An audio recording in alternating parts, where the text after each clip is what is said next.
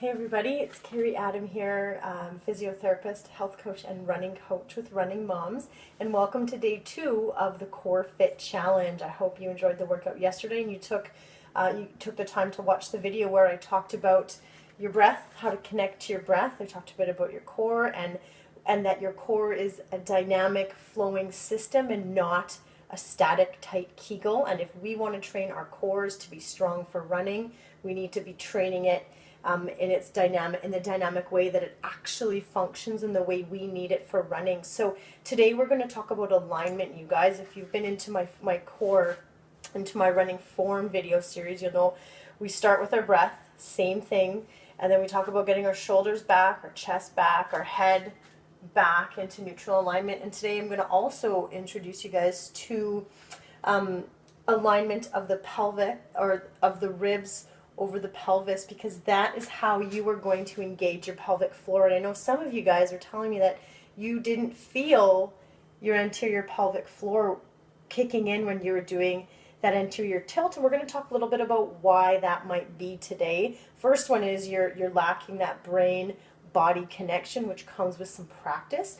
But the other thing is your body is probably out of alignment. So we often talk about alignment of your hips and your knees over your toes when you're doing a squat, but this is relating purely to your core so that we can get the diaphragm and the pelvic floor working together in the best alignment, because when your ribs are aligned over your pelvis in the right position, you're going to optimize the function, the dynamic function of this system of your core to get the best activation of your core muscles so you can use it for fitness and for running. Okay, so a lot of us, I just want you guys to stand in the mirror, have a look at yourself, to snap a selfie of yourself standing there if you want, let me see.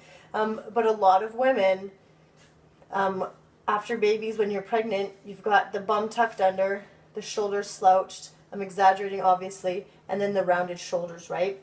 And if you're in this position, your ribs are back, your pelvis is forward, and your diaphragm isn't connecting with your pelvic floor very well. You're out of alignment in this position.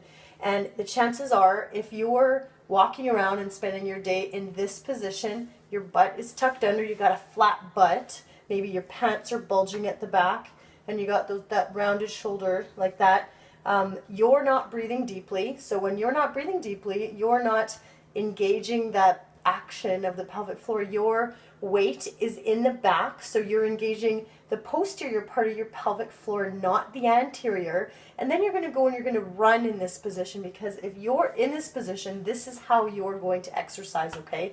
So you are at even more risk of pelvic floor dysfunction, and you're not connecting with that anterior in this position because you just can't.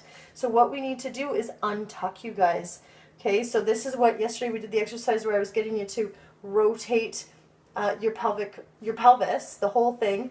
That's getting you to work on untucking your butt. Okay, so the first thing we did was this one. That's going to bring, when you do that tilt, you're going to feel it in the anterior part because you bring that rib cage forward, you're in good alignment, and you're going to feel the pelvic floor working.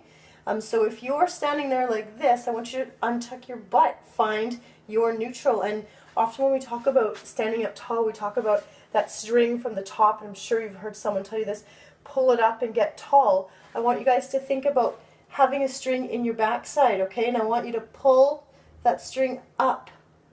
Okay, push it down, pull it up, push it down. You can see how that changes not only this and the position of your rib cage, it changes the position of your pelvis. It untucks your bum. We need to be untucking our bum today. So that's what we're talking about. Just have a look at your posture. Ask me questions. Tell me if you think you're a bum tuck, slouch kind of girl, or you're the opposite, exaggerated like that, which some of us are exaggerated that way, and we need to tuck ourselves back down a little bit to get good alignment in here as well.